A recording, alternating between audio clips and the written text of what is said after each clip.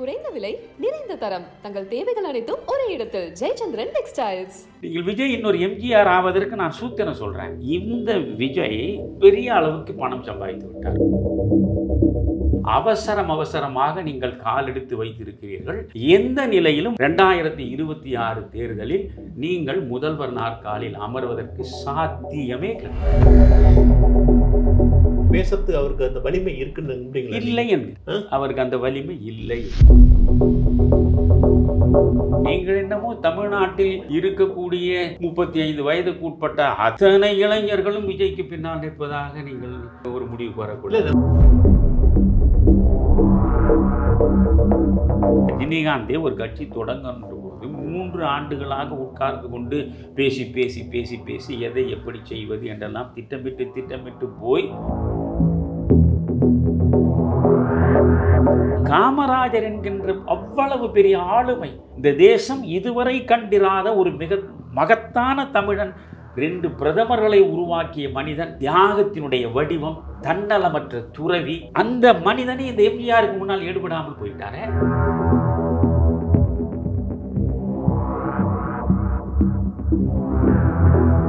இந்த மாதிரி சுயநலவாதிகள் கையிலிருந்து அரசியலை மீட்டு நான் ஒரு மாற்று சக்தியாக வருவேங்கிற லெவலில் தான் விஜய் சொல்றாரு. விஜயுடைய அரசியல் பயணம் நீங்கள் கேட்கிற ஒரு நல்ல அரசியல் பாதைக்கு வழி வகுக்குமா? அவர் சினிமாக்காரராகவே இருக்கட்டும். நான் சினிமாக்காரராக இருப்பவர் அரசியலுக்கு வரக்கூடாது என்று சொல்வதில்லை. சரி, நான் ரஜினிகாந்தையே அதல்ல பிரச்சனை. செருப்பு தைக்கக்கூடியவர் கூட தான் அரசியலுக்கு வரலாம். சரி, அது என்ன சினிமாக்காரர் வரக்கூடாது என்பது இல்லை. யார் வேண்டுமானாலும் வரலாம். சரி, மக்களுக்கு நல்லது செய்ய வேண்டும் என்கிற உண்மையான உணர்வோடு நிற்க வேண்டும். அந்த களத்தில் நின்று எல்லா தவறுகளுக்கும் எதிராக போராட வேண்டும். நீங்க சொல்ற இந்த சித்தாந்தத்தை அவர் பேசத்துக்கு அவருக்கு அந்த வலிமை இருக்குன்னு இல்லை என்கிறேன். அவருக்கு அந்த வலிமை இல்லை என்றால் நான் இப்பொழுதும் உங்களுக்கு சொல்கிறேன். நான் எப்படி சொல்றீங்க நீங்க? இல்லை, நான் ஒரு மிக தெளிவாக விஜய்க்கு நான் ஒரு நல்ல நண்பனாக இருந்து சொல்கிறேன். வலிமை என்பது அவருக்கு அந்த வலிமை என்பது வாக்கு வங்கி என்பது இன்னும் கூட 10 விழுக்காடுக்கு மேல் இருக்காது சந்திரசேகர். அவருக்கு இல்லை, நிச்சயமா இருக்காது. மன வலிமை இருக்காப்ப அவருக்கு மன வலிமை இருப்பது இனிமேல் பட்டு தான் பார்க்கணும். நீங்கள் கட்சியை தொடங்குவதற்கு ஒரு இடம் தேடுகிறார். அந்த இடத்தை தருவதற்கு 1000 தடைகளை திமுகவிலே உருவாக்குவதாக சொல்கிறார்கள். அவருக்கு அந்த அனுபவம் இல்லை இந்த குடைச்செல்லாம் தாங்கிறதுக்கு. அதுதான் சொல்ல வரேன் நான். நீங்கள் இப்போது நான் சொன்ன இப்போ ரஜினிகாந்தே ஒரு கட்சி தொடங்குன்ற போது 3 ஆண்டுகளாக உட்கார்ந்து கொண்டு பேசி எதை எப்படி செய்வது என்றெல்லாம் திட்டமிட்டு போய் பிறகு ஒன்றுமில்லாமல் போனது அது வேறு. பொழுது நீங்கள் வருகிறீர்கள், சரியான திட்டமிடல் இல்லை. முதலில் மிகச்சரியாக திட்டமிட்டு கால் எடுத்து வைக்க வேண்டும். நான் என்ன சொல்கிறேன், விஜய் எம்ஜிஆர் அல்ல. விஜய் சந்தேகம் இல்லை. நீங்கள் எம்ஜிஆருக்கு அங்கே தான் தவறாக புரிந்து கொள்கிறீர்கள். எம்ஜிஆருக்கு நடிகர் என்ற முறையில் அவருடைய ரசிகர்கள் மட்டுமே வாக்களித்து முதல்வராகவில்லை. அப்படி ஆகவும் முடியாது. அவர் ஏறக்குறைய 30 ஆண்டு காலம் திராவிட முன்னேற்றக் கழகத்தில் இருந்தவர், பொருளாளர் அளவுக்கு உயர்ந்தவர், சட்டமன்ற உறுப்பினராக இருந்தவர். அண்ணாவே 1967 தேர்தலில் வெற்றி பெற்ற பிறகு இவர் அரசு மருத்துவமனையில் படுத்து கிடக்கிறார் ராயப்பேட்டையில். அமைச்சர்கள் பட்டியலை தயாரித்து இந்த பட்டியல் சரியாக இருக்கிறதா என்று இரா செழியனிடம் கொடுத்து அனுப்பி சரிபார்க்க சொல்கிறார். ராமச்சந்திரன் போய் கேளுங்கிறார். கரெக்டாக போய் கேட்டார்கள். அதில் ஒருவரை அவர் அடித்து விட்டார். அதையெல்லாம் இப்போது நாம் வெளிப்படுத்துவது விவேகமாகாது. ஒருவர் பெயரை அடித்து விட்டார். அவர் பெயரை அடித்ததனால் அவர் அமைச்சராக முடியவில்லை, அவர் சபாநாயகராக ஆனார். அதற்கு பிறகு வந்த கலைஞர் அவரை அமைச்சராக்கினார். அந்த அளவுக்கு அந்த கட்சியில் ஆதிக்கம் செலுத்தக்கூடிய ஆளுமையாக இருந்து மிகப்பெரிய அளவுக்கு தமிழ்நாடு முழுவதும் ரசிகர் மன்றங்களை வைத்து கொண்டிருந்து அந்த ரசிகர் மன்றங்களோடு சேர்ந்து அவர் கட்சியை தொடங்குகிறார். ஆனால் மக்களாதரவு அவருக்கு பெரிய அளவுக்கு கிடைத்தது. அவர் வள்ளல் என்கிற ஒரு மிகப்பெரிய பிம்பத்தை உருவாக்கி கொண்டார். பெண் மக்களுடைய பேராதரவை பெற்ற ஒரு மனிதராக அவர் திகழ்ந்தார்.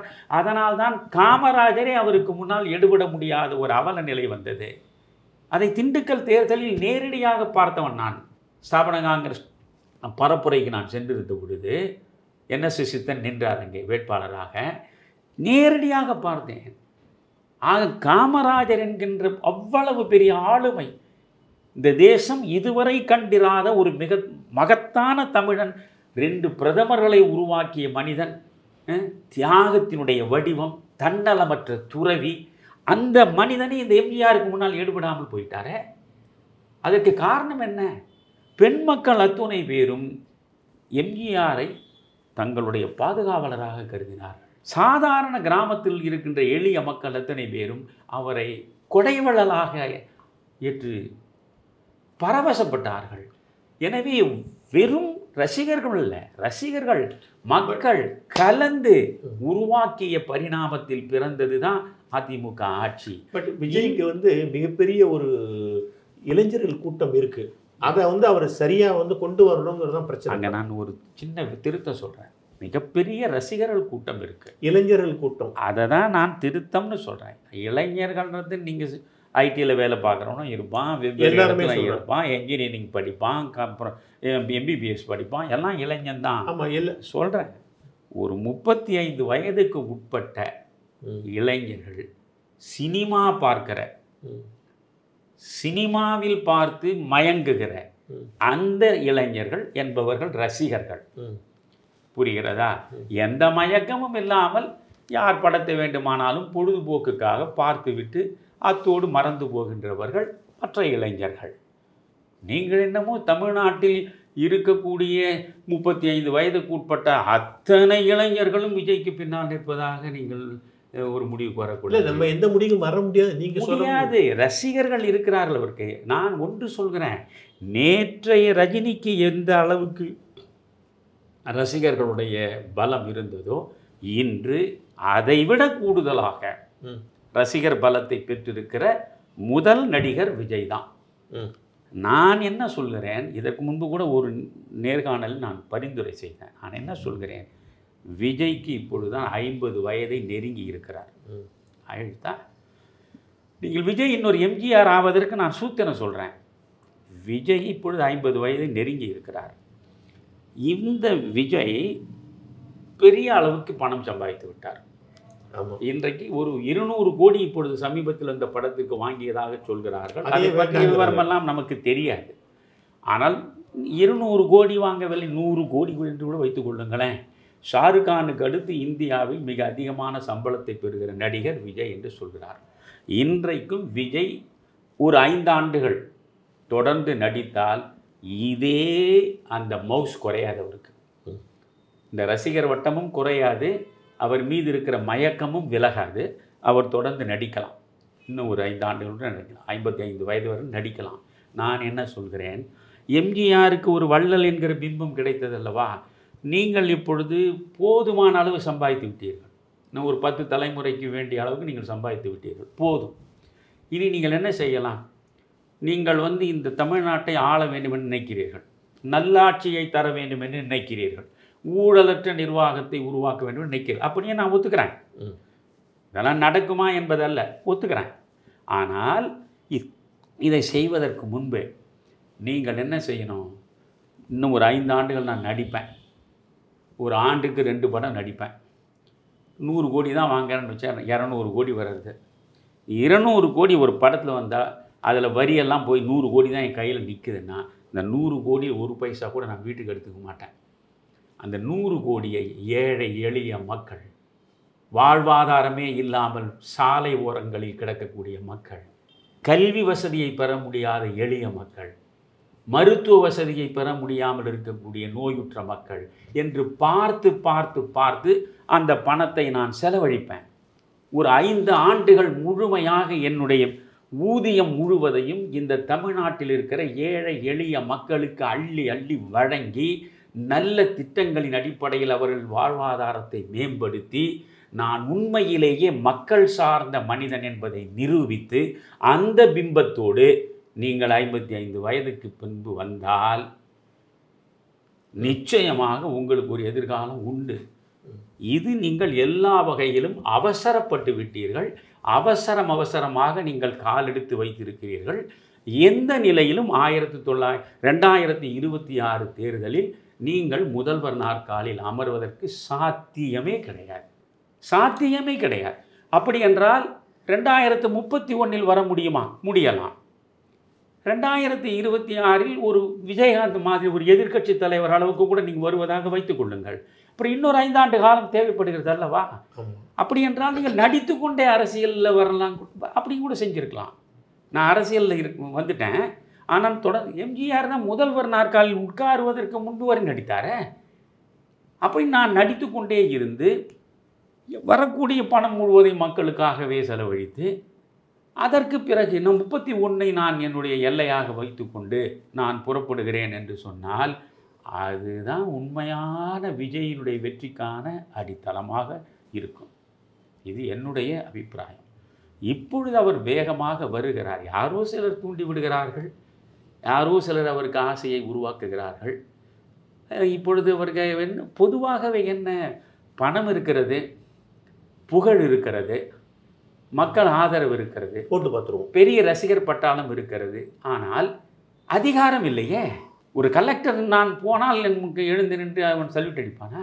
அந்த ஆசை வந்துருச்சுங்கிறீங்க. அந்த ஆசை வருவதனாலே தானே அரசியலுக்கே வருகிறார்கள். இவர்களுக்கு வேற என்ன வேண்டும்? அரசியல் புதிதாக சம்பாதிக்க வேண்டுமா? இல்லை அரசியலுக்கு தான் புதிதாக மக்களிடம் அறிமுகமாக வேண்டுமா? இல்லை. உங்களுக்கு செல்வம் இருக்கிறது, செல்வாக்கு இருக்கிறது, புகழ் இருக்கிறது, மக்கள் ஆதரவு இருக்கிறது, இவ்வளவும் உச்சநிலையில் உங்களுக்கு இருக்கிறது. அதற்கு பின்பும் நீங்கள் ஏன் வருகிறீர்கள்? அதிகாரம், power corrupts, absolute power corrupts absolutely என்று லார்ட் ஆக்டன் சொன்னது தான் பவர். அது உங்களை இழுக்கிறது. உங்களுக்கு இல்ல பவர் கையில இருந்தா இன்னும் கொஞ்சம் பெட்டரா மக்களுடைய சேவை செய்யலாம். அப்படி நீங்கள் பெட்டரா செய்வதற்கு நீங்கள் என்ன திட்டங்கள் வைத்திருக்கிறீர்கள்? நான் மாநாட்டில் தான் அறிவிப்பேன் என்பது எதுக்கு? நீங்க அது சினிமா ஸ்டைல் ஒரு ஸ்டேஜா சொல்றது. அப்படி ஒரு ஸ்டேஜாக வாங்க. நான் இப்போ அவசரப்பட்டு அவரை விமர்சிக்கவே இல்லை. நான் அவருக்கு பரிந்துரைகளை தான் வழங்கியிருக்கிறேன், அவரை நான் விமர்சிக்கலை. நன்றாக கவனிங்க, ரெண்டுக்கு வித்தியாசம் இருக்கு. இப்படி செய்தால் விஜய்க்கு நல்லது என்று தான் சொல்லியிருக்கேன். நான் விஜயை விமர்சிக்கலை. அவருக்கு மாநாடு நடத்தட்டும், கொள்கைகளை சொல்லட்டும், அவர் வரட்டும். இப்பொழுது நான் என்ன கேட்குறேன், காலத்தின் தேவையை நிறைவேற்றுவதற்காக ஒரு மனிதன் வருகிற போது அவன் வெற்றி பெறுவான்.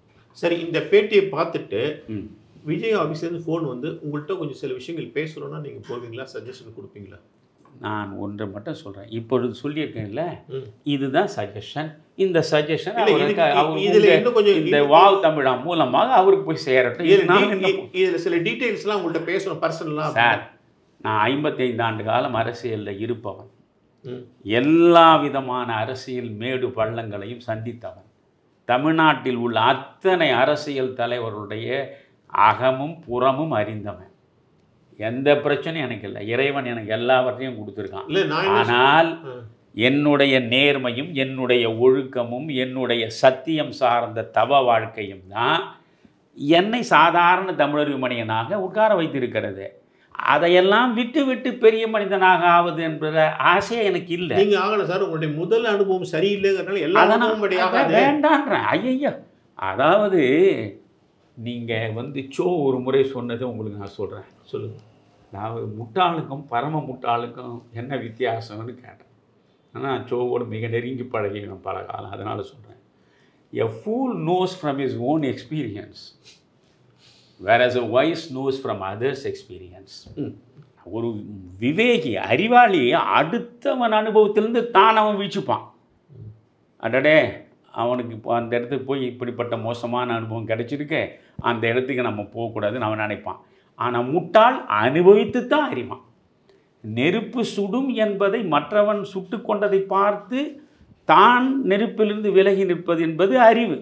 அது சுடுகிறதுன்னு என்று சொன்னால் இருந்தால் நான் பார்க்குறேன் கையை வச்சுன்னு திரும்பவும் போய் ஒரு வாட்டி சுட்டுட்டு மீண்டும் இன்னொரு வாட்டி கை வைக்க போகிறேன்னு சொன்னால் அதுதான் முட்டாளுக்கும் பரம முட்டாளுக்கும் உள்ள வித்தியாசம். நான் ஒரு முறை முட்டாளாக இருந்துட்டேன், இனி பரம முட்டாளாக இருக்க என்னால் முடியும். இல்லை, இதில் என்ன விஷயம்னா, அண்ணாமலை தமிழ்நாட்டில் ஒரு மாற்று சக்தியாக வருவார்னு ஒரு கூட்டம் நம்பிட்டு, அண்ணாமலை ஒரு மாற்று சக்தி, இவர் வேகம் இருக்குது, இவர்கிட்ட நிறைய விஷயங்களை பேசுகிறாரு, இவர் டிஎம்கே ஃபைல்ஸ்லாம் வெளில விடுறாரு, அடுத்து அதிமுக ஃபைலையும் வெளில விடுவேன்லாம் சொன்னார். இந்த மாதிரி பல விஷயங்களை பேசும்போது பரவாயில்ல, இந்த திராவிட அரசியலேருந்து நம்ம வெளில வரலாம், இதுக்கு ஒருத்தர் வந்து நல்லா பேசுகிறாரு அப்படின்னு நினச்சாங்க. ஆனால் அவர் என்ன பண்ணிட்டாரு, ஒரு கட்டத்தில் அதிமுக ஃபைல்ஸ்லாம் வெளியே விடல, திமுக ஃபைல்ஸ் வெளியிட்டு அதோடு நிறுத்திக்கிட்டாரு. அப்புறம் இந்த தேர்தலில் வந்து யார் யாரெல்லாம் அதிமுக ஒதுக்கப்பட்டவர்களோ அல்லது கல்வியாளர்கள் இந்த மாதிரி சில கேரக்டர்லாம் அரசியல் நிற்க வச்சு பேரை கெடுத்துக்கிட்டாரு. ஸோ அவரும் ஒரு மாற்று சக்திங்கிற நீங்க அந்த அது போயிடுச்சு. சந்திரசேகர் விஜயாவது அந்த இடத்த பிடிப்பாரா, மாற்று சக்திங்கிற இடத்த? நீங்க அந்த இடத்தோட நின்றுட்டீங்க, அண்ணாமலை தான். அதையும் தாண்டி நான் அண்ணாமலையை பற்றி நான் அடுத்த கட்டமும் பேசியிருக்கேன்.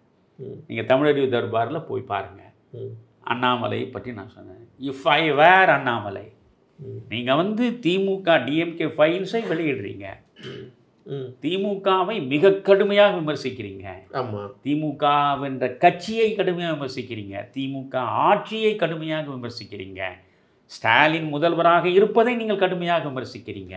இவ்வளவு கடுமையான விமர்சனங்களை வைக்கிறீர்கள்.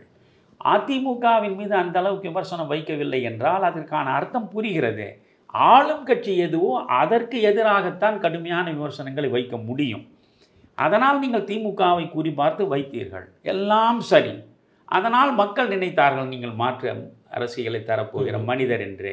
ஆனால் ராஜ்நாத் சிங் வந்து 100 ரூபாய் நாணயத்தை கலைஞர் நாணயம் வெளியிட வந்தபோது அவர் கலைஞருடைய சமாதிக்கு செல்லுகிற நிலையில் அந்த வீடியோ நான் பார்த்தேன். ஆமாம், அந்த அப்படி செல்லுகிற நிலையில் அண்ணாமலையையும் அழைத்து கொண்டு போகிறார். நான் அண்ணாமலையா, அது என்ன சார் தப்பு? அது என்ன நீங்க நாகரிகம் என்பது வேறு, நாகரிகம் வேறு. நீங்க அரசியலில் கன்சிஸ்டன்சி என்பது வேறு. நீங்க வந்து அதாவது நான் சொல்றதுக்கு பின்னாலே தயங்கி நின்ற அண்ணாமலை நீங்க முன்னால வந்து நில்லுங்கன்னு ஸ்டாலின் சொன்னாரு. அதற்கு பெயர் தான் நாகரிகம். சரி, அதுல நம்முடைய என்னையா பிறகு நீங்க ராஜ்நாத் சிங் என்னையா பேசினாரு? ராஜ்நாத் சிங் பேசுனதெல்லாம் உங்களுக்கு அப்படியே படிவான மறுபடியும். ஆமா, அவர் 1960 ஆரம்பிச்சு இதுவரை திராவிட இந்தியாவிலேயே 1960 இன்று வரையில் தொடர்ந்து ஆட்சியில் இருக்கக்கூடிய கட்சின்ற இந்த கட்சி 13 வருஷ காலம் எம்ஜிஆர் இருந்தபோது அதுக்கு பிறகு அஞ்ஞாத வாசத்தில் கடந்ததையும் இதை பற்றியெல்லாம் தெரியாத மனிதன் ஒரு பாதுகாப்புத்துறை அமைச்சர், ஒரு நீண்ட கால அரசியல். அவர் யாரோ தவறான தகவல். ஆமாம், எழுதி கொடுப்பதை படிப்பவர்கள் எல்லாம் இப்படிப்பட்ட அவலத்திற்கு ஆளாக வேண்டியதுதான். நீங்கள் ஒருவர் நம்ம ஸ்டாலின் ஏன் அடிக்கடி சிக்கிக்கொள்கிறார்? எழுதி கொடுப்பதை படிக்கிறார். இப்பொழுது வந்து அவருடைய தியாகம் பெரிது, அவருடைய உறுதி பெரிதும் பெரிது. அது என்ன ஸ்டாலின் சொன்னதா? அது அதை ஸ்டாலினுக்கு எழுதி கொடுப்பதற்கு இருக்கிற ஒருவர் அதை எழுதி கொடுக்கிறார். அதை அவர் போட்டு விட்டார். இந்த நாணய வெளியீட்டு விஷயத்தில் ராஜ்நாத் சிங் ரொம்ப அனுசரணையாக பேசுறதை கவனிக்கும் போது ஃபியூச்சரில் பிஜேபி டிஎம்கே அலைன்ஸ் வரத்துக்கு ஒரு வாய்ப்பு, ஒரு சின்ன அந்த வாய்ப்பே வராது. அதை விட திமுகவுக்கு தற்கொலை எதுவுமே கிடையாது. அந்த அளவுக்கு ஏற்கனவே வாஜ்பாய் அலைன்ஸ் வச்சவங்க தானே. அது வேற. சப்போஸ் நாளைக்கு மோடிக்கு 75 இயர்ஸ் ஆயிடுது, அவர் வெளில மோடியே அல்ல சார் பிரச்சனை. சந்திரசேகர் மோடி அல்ல பிரச்சனை. இவர்கள் இன்றைக்கு நம்பிக்கொண்டிருக்கிற வாக்கு வங்கி முழுக்க சிறுபான்மையினர் வாக்கு வங்கி தான். 23 விழுக்காடு இந்த வாக்கு வங்கி இருக்கு.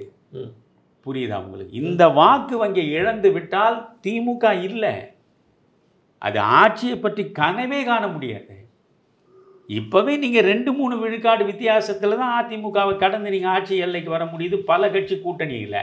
அவர்கள் இது வந்து கன்சாலிடேட் ஆன ஒரு ஃபோர்ஸுங்க. இது இந்த சிறுபான்மை மக்களுடைய மிகப்பெரிய வாக்கு வங்கியை பறிகொடுத்து விட்டு பாஜகவின் பக்கத்தில் வந்து நிற்பதற்கு ஸ்டாலின் என்ன அவ்வளோ பெரிய ஏமாளியா? அதெல்லாம் ஒன்றும் கிடையாது. அவர் வந்து தனக்கான காரியங்களை சாதித்து கொள்வதற்கு கொஞ்சம் வளைவது போன்று நடிக்கிறார். இப்பொழுது தன்னுடைய தந்தையின் மீது எல்லையற்ற பாசம் அவருக்கு இருப்பது தவறே கிடையாது. திரு குமரி அனந்தன் இல்லை என்ற பொன்முடி, குமரி அனந்தன் இல்லை என்றால் இந்த தமிழ் இசையை யாருக்கு தெரியும்னு கேட்குறார். இது ஒவ்வொருத்தருக்கும் அப்படியே பொறுத்தலாமே. பொன்முடி இல்லை என்றால் பொன்முடியினுடைய மகன் கௌதம் சிகாமணியை யாருக்கு தெரியும்? கலைஞர் இல்லை என்றால் ஸ்டாலினை யாருக்கு தெரியும்? ஸ்டாலின் இல்லை என்றால் உதயநிதியை யாருக்கு தெரியும்? இப்படி ஒவ்வொன்றும் சொல்லிக்கினே போகலாம். புரிகிறதா? அதல்ல பிரச்சனை. இவர்கள் நடிப்பது தன் தந்தையினுடைய புகழ் பரவ வேண்டும், எல்லா நிலைகளிலும் தன் தந்தையை முன்னிலைப்படுத்த வேண்டும் என்று ஒரு தனையன் நினைப்பது தவறே கிடையாது. நீங்கள் வந்து காமராஜருக்கு 100 ரூபாய் நாணயம் காமராஜருக்கு வெளியிடுறீங்க, எம்ஜிஆருக்கு வெளியிட்டீங்க, MS சுப்புலட்சுமிக்கு கூட வெளியிட்டீங்க. அப்போ என்னுடைய தந்தை என்னை இவர்களுக்கெல்லாம் குறைந்தவரா? அதனால் ஒரு 100 ரூபாய் நாணயம் வெளியிடணும். அப்போ உங்களோட கொஞ்சம் அன்பாக இருக்கிற மாதிரி நான் நடித்தா தான் நீங்கள் வந்து வெளியீடு வருவீங்க. நான் கேட்குறேன், நாடாளுமன்ற தேர்தலுக்கு முன்பே இந்த 100 ரூபாய் வெளியிடுவது குறித்து இவர்கள் பேசிக்கொண்டு தான் இருந்தார்கள். ஆனால் அப்பொழுதெல்லாம் காது கொடுத்தே கேட்கவில்லை மோடியோ அமித்ஷாவோ. மோடி ரொம்ப கடுமையாக பேசினார். அப்போ சென்னையில் அவர் பேசிய பேச்சை அவரே கேட்டால் வெட்கி தலைகுனிவார். ஒரு பிரதமர் பேசக்கூடிய அளவுக்கே கிடையாது, அவ்வளவு கீழ் இறங்கி அவர் பேசினார் திமுகவை பற்றி. ஆனால் இப்பொழுது இந்த சந்திரபாபு நாயுடுவையும் நிதிஷ்குமாரையும் நம்பித்தான் நாம் இந்த ஆட்சியை நடத்த வேண்டும். ஒரு வருடம் 16 MP இருக்காங்க, ஒரு வருடம் 12 MP இருக்காங்க, 28 பேர். இங்கே டோட்டலாகவே 22 பேர் திமுகவில் சாலிடாக இருக்காங்க. அந்த கூட்டணியில் உள்ள மற்றவர்கள் போடலைனாலும் திமுக மனசு வச்சா போடலாம். ஆதரவை நேரடியாக கொடுக்கணும்னு அவசியம் இல்லை, எதிர்ப்பது போல் வெளிநடப்பு செஞ்சாவே போதும். புரியுது? இதெல்லாம் அரசியலை நான் பார்க்காததா? அது கவுண்டமாக நீங்கள் பாஷைகளை சொல்லணும்னா சாதாரணப்பா, அவ்வளோதான். அரசியல் இதெல்லாம் சாதாரணம். இவரை அவர்கள் பயன்படுத்தி கொள்வதும் அவர்களை இவர் பயன்படுத்தி கொள்வதுமாக இருப்பது இது. இப்போது அடுத்த கட்டம் போயிட்டார். இன்றைக்கி மோடியை போய் பார்க்குறாரு. அவர் பார்க்கும் பொழுது பாரத ரத்னாவை கலைஞருக்கு வழங்கணும். ஏனென்றால் காமராஜருக்கு பாரத ரத்னா வழங்கப்பட்டிருக்கிறது, எம்ஜிஆருக்கு பாரத ரத்னா வழங்கப்பட்டிருக்கிறது. அவருடைய பார்வை அதுதான். எம்ஜிஆர் பாரத ரத்னா வாங்கிட்ட பிறகு கலைஞருக்கு பாரத ரத்னா கொடுக்கலன்னா எப்படி அது நியாயம்? அதனால் கலைஞருக்கு பாரத ரத்னா வேணும்னு போவார். அப்போ அந்த பாரத ரத்னா வாங்கணுன்னா கொஞ்சம் இசைவாக நடந்து கொண்டால்தான் அது காரியம் நடக்கும். இது வேற, தேர்தல் அரசியல் வேற. சமீபத்தில் விஜய் வந்து பெரியாருடைய பிறந்த நாளைக்கு வந்து போய் மலர் போட்டு வந்திருக்காரு. பெரியாரை தொடர்பில் இங்கே யாரும் அரசியல் செய்ய முடியாதுங்கிறாரு உதயநிதி. இது எப்படி நீங்கள் பார்க்குறீங்க?